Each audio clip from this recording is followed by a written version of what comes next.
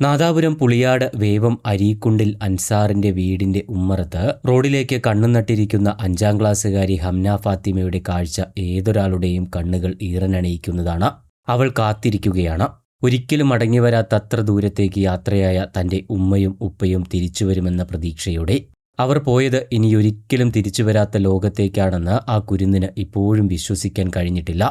വിധിയൊരു കുടുംബത്തെ ഒന്നാകെ വേട്ടയാടിയ വാർത്ത കേരളക്കരയാകെ നൊമ്പരമായി മാറിയിരിക്കുകയാണ്. 1 മാസം മുമ്പ് അവധിക്ക് നാട്ടിലെത്തിയ പ്രവാസിയായ അൻസാറിന്റെ വിരൽത്തുമ്പിൽ തൂങ്ങി നടന്ന ഹംനയുടെ ആ വലിയ ലോകമാണ് ഒറ്റ നിമിഷം കൊണ്ട് ഇല്ലാതായത്.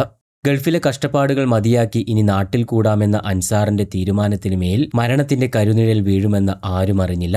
ആ വലിയ ദുരന്തത്തിന്റെ തുടക്കം അൻസാറിന്റെ സഹോദരൻ ഹനീഫയുടെ മകളായ 7 വയസ്സുകാരി ഇസാമറിയത്തിൽ നിന്നായിരുന്നു.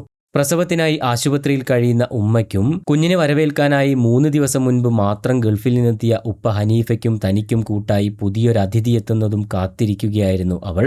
എന്നാൽ സന്തോഷം നിറയേണ്ട ആ വീട്ടിലേക്ക് എത്തിയതാകട്ടെ പൊന്നുമോളുടെ ചേതനയേറ്റ വിറങ്ങലിച്ച ശരീരമായിരുന്നു. ആ മാതാപിതാക്കൾക്ക് എങ്ങനെ സഹിക്കാനാകുമിത്? അൻസാറിന്റെ വീട്ടിലേക്ക് വിരുന്നെത്തിയതായിരുന്നു ഇസമോൾ. മരണപ്പെടുന്ന അന്ന് തിരികെ പോകാനിരുന്നതുമായിരുന്നു. എന്നാൽ വിധി ഇങ്ങനെ പരീക്ഷിക്കുമെന്ന് ആരും കരുതി കാണില്ല. പതിവായി പോകാറുള്ള മയ്യഴിപ്പുഴയും അന്നൊരു മരണച്ചുഴിയായി മാറുമെന്ന് ആരും പ്രതീക്ഷിച്ചില്ല. കഴിഞ്ഞ ദിവസം രാവിലെ ഉപ്പാപ്പ കൂട്ടിക്കൊണ്ടുപോകാൻ വരില്ലെന്നറിഞ്ഞതോടെ ഉച്ചഭക്ഷണം കഴിഞ്ഞ് പുഴയിലേക്ക് പോയതായിരുന്നു സുഹാദയും മക്കളും.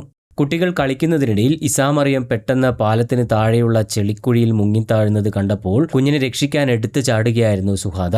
ഇരുവരും അപകടത്തിൽപ്പെട്ടത് കണ്ട് കരയിൽ നിന്ന് ഹംന നിലവിളിച്ചുകൊണ്ട് വീട്ടിലേക്ക് ഓടി അയൽവാസികളെ വിവരമറിയിക്കുകയായിരുന്നു.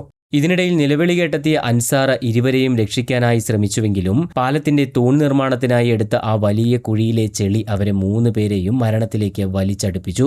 പിന്നീട് നാട്ടുകാർ എത്തി ഇവരെ പുറത്തെടുത്ത് ആശുപത്രിയിൽ പ്രവേശിപ്പിച്ചുവെങ്കിലും ജീവൻ രക്ഷിക്കാൻ സാധിച്ചില്ല. ഇസമോളുടെ മൃതദേഹം വീട്ടിലെത്തിച്ചപ്പോൾ അവളുടെ ഉപ്പാപ്പ അമ്മതിന്റെ കരച്ചിൽ കണ്ടു നിൽക്കാനാവുന്നതായിരുന്നില്ല. രാവിലെ അവൾ എന്നെ വിളിച്ചതാണ്. ഉപ്പാപ്പ വന്ന് കൂട്ടിക്കൊണ്ടുപോകുമോ എന്ന് ചോദിച്ചതാണ്.